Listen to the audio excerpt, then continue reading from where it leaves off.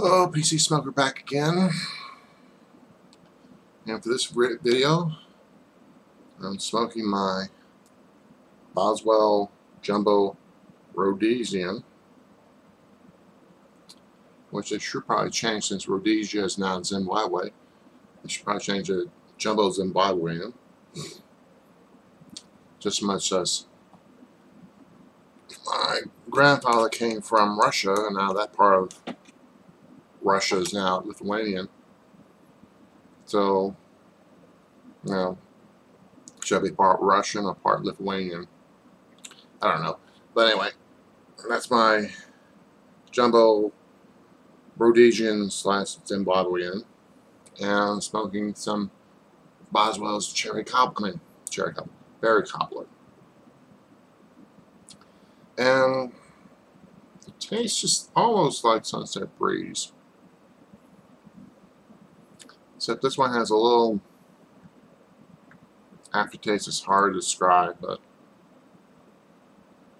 probably after a few more bowls, I'll probably be able to narrow it down to what that taste is. Anyway, the purpose of this video is more like a response to Charredbriar's video of him getting a job and then it being yanked away 48 hours before he got to work for that contractor. And kind of similar situation happened to me a while back when I was in college. It was supposed to be a summer job for a few months, and I was supposed to go to another state. And it's been a while back, so I vaguely remember what it was about. I think it was canvassing all through the Bible Belt, somewhere in the southeast corner of America. But anyway, you know, I signed up for it, and they got me all charged up, ready to go, and had that. And then before I left, I decided to, you know, cut out the phone and cable service because I was going to be gone. So why pay the bill on something on which I'm not going to use it? So decided to have the cable and the phone cancel the day I left. So, and this was on a Saturday, so just before I left, before I was supposed to leave, one of the supervisors came to see me.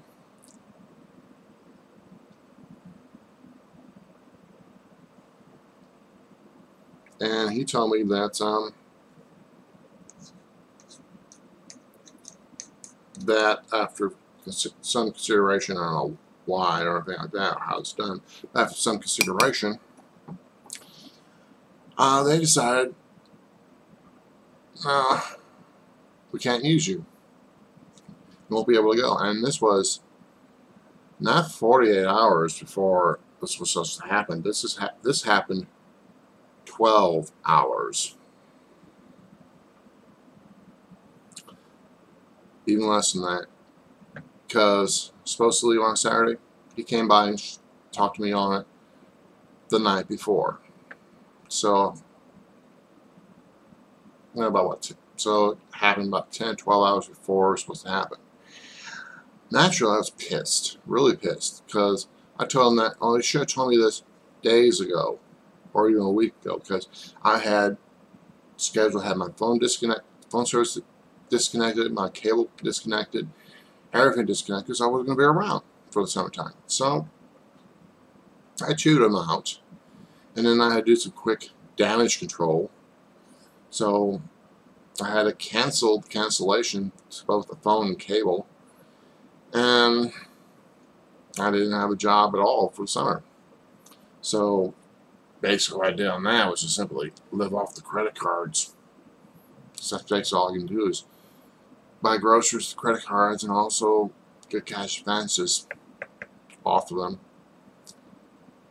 And what happened later, of course, yeah, had all these bills to pay off because of that, and of course I had to file for bankruptcy. Of course, that was over. That happened back in '95, so it's over and done with. My ratings back to normal again, for the most part.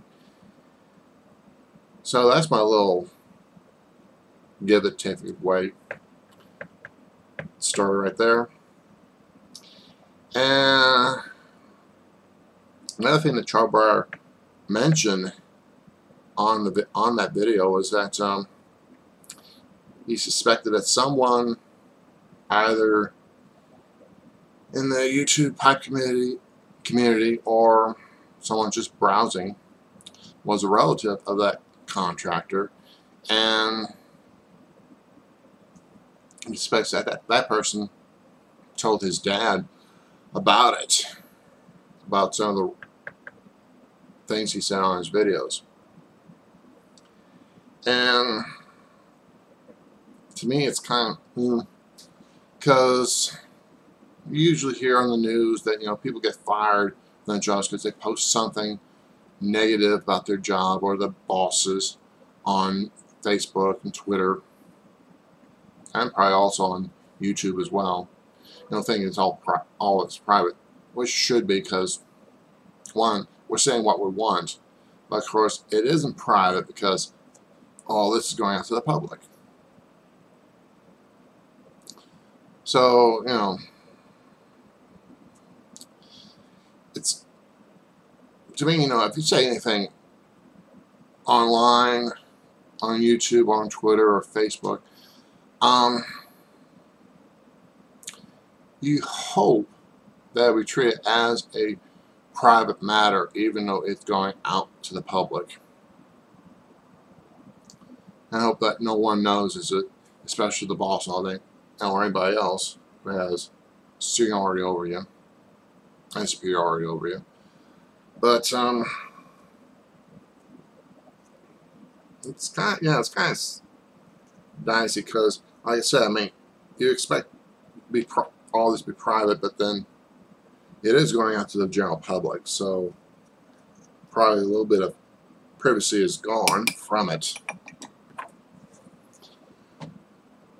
But then, you know, I kind of figured, you know, that if the boss or supervisor or whoever, you know, looks at their subordinates' emails and Twitters, Facebook messages, and probably something on the YouTube, you know, I kind of figured that, well, he or she better watch out, because probably their superiors also might be doing the same thing on them as well.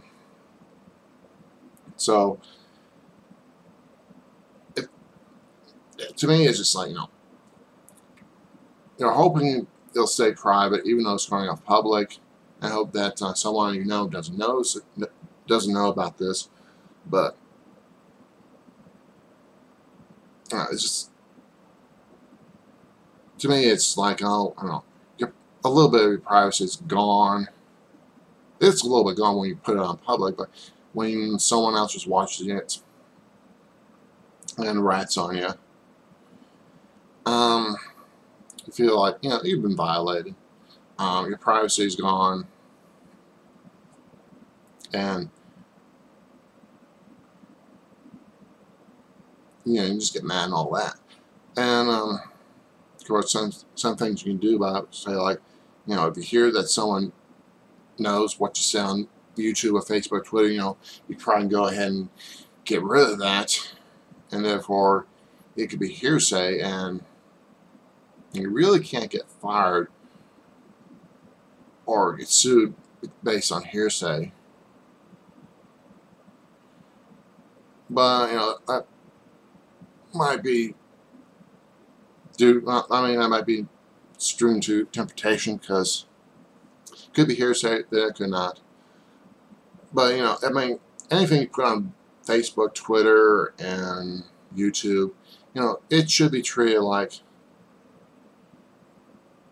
there should be some sort of confidentiality, you know, like doctor-patient confidentiality, priest-sinner confidentiality. So, you know, it should be anything you say on YouTube or put it on Facebook, on Twitter, it should be respected as being private. I mean, sure, you may hate your coworker, or you may hate your boss, or you may hate your landlord, or you may hate your hairdresser.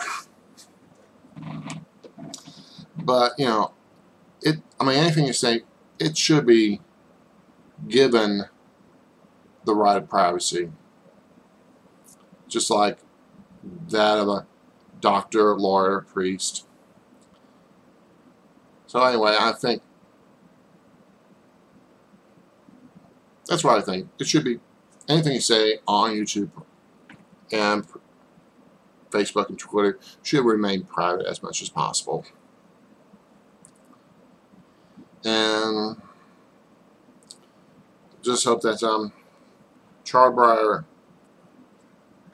will look for something to ease the financial burden, because it's hard. Because when I lost a full-time job, I had a hard time because I had 2 jobs. One was full-time, one was part-time, and then it took a while for my part-time job to become full-time. Of course, that was during the big recession we had a few years ago, and it took a while for it to go up. And then I used some of the money I had that was given me from my dad's will, so that kind of helped me out until I finally got a full-time job, until my part-time job became full-time.